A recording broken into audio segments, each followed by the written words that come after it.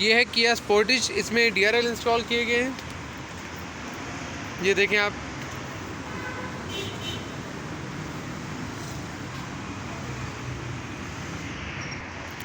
Viewers इसकी cost है 17,500 रुपये।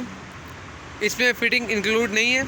फ़िटिंग कितने की पड़ जाती है? तकरीबन 1,001 रुपये, 1,500 रुपये फ़िटिंग के इसमें चार्जेस हो जाते हैं।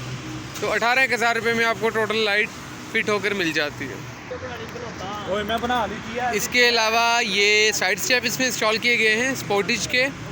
ये तकरीबन 22,000 रुपये के पड़ जाते हैं। 23,000 कर लें कि फ़िटिंग वगैरह हर चीज़ मिलाकर। और ये एयर प्रेस इसके नहीं, इसमें एयर प्रेस नहीं लगाएंगे।